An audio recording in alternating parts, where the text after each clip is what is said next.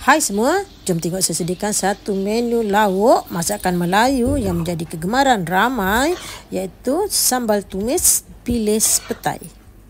Okey, jom kita mula. First kali kita perlukan 1 biji bawang besar, hiris, kemudian 1 ulas bawang putih dimayang halus dan halia. Halia ni saya potong panjang-panjang. Okey, macam ni lah rupa dia. Okey, ini adalah petai yang saya dah rendam dan simpan dalam peti sejuk selama 2 hari. Tujuan dia supaya senang nak buang dia punya bahagian luar kulit tu. Senang je nampak. Saya pakai tangan je dan dia akan tertanggal. Okey, lepas buang kulit, ini wajib saya buat ya. Saya akan belah 2 petai ni. Tujuan dia supaya kadang-kadang petai ni nampak luar cantik tapi dalam dia ada ulat. Jadi bolehlah kita buang yang ini. Ini ikan bilis. Saya guna sebanyak 1 genggam. Cuci dulu, teruskan, kemudian kita goreng sampai ikan bilis ni jadi rangup.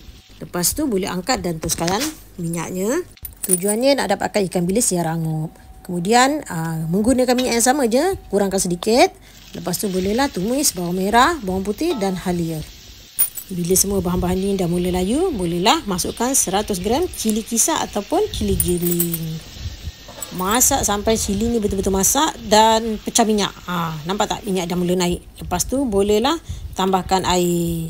Kacau-kacau lagi. Bila dah kering tu tambah lagi air. Macam itulah saya akan berulang-ulang kali sampai warna dia bertukar color. Bila cili dah betul-betul masak, bolehlah masukkan gula untuk mengurangkan rasa pedas dia.